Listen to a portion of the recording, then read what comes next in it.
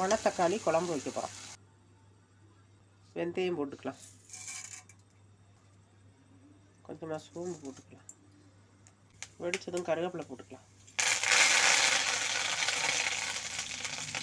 வெங்காயம் பூண்டு ரெண்டையும் இதில் போட்டுக்கலாம், 3 பச்சை மிளகா 3 வரமிளகா அதையும் போட்டுக்கலாம்.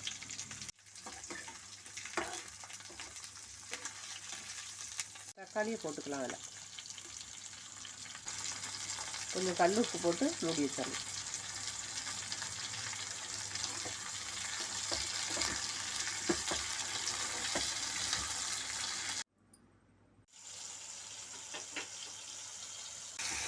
நல்லா வதங்கி வந்துருச்சு, தக்காளி நல்லா வதங்கிருச்சு.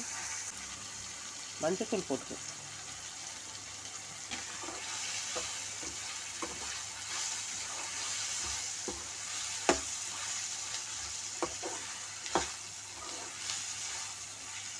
பெருங்காயம் கொஞ்சம் போட்டுக்கலாம்,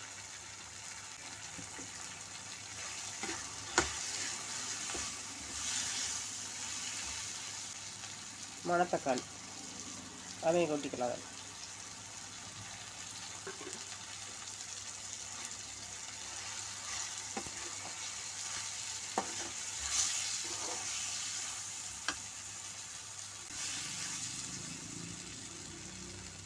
மிளகாத்தூள் 1.5 ஸ்பூன் போட்டுக்கலாம், மல்லித்தூள் 1.5 ஸ்பூன் போட்டுக்கலாம்,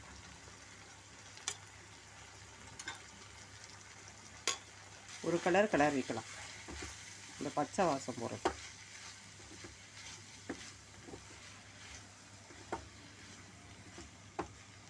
கொஞ்சம் உப்பு போட்டுக்கலாம்,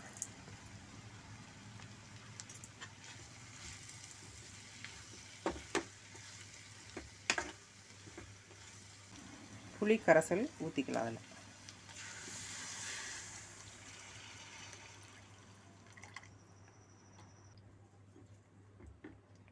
கொஞ்சம் நேரம் மூடி வைக்கலாம்.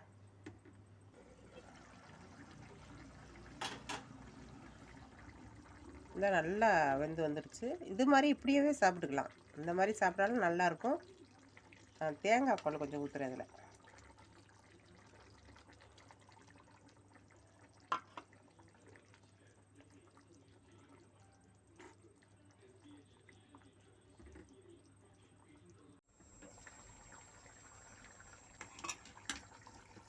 மணத்தக்காளி குழம்பு ரெடி. மணத்தக்காளி குழம்பு தயாராகிடுச்சு. உங்கள் வீட்லேயும் செஞ்சு பாருங்கள், நல்லாயிருக்கும். பிடிச்சிருந்தா லைக் பண்ணுங்கள்.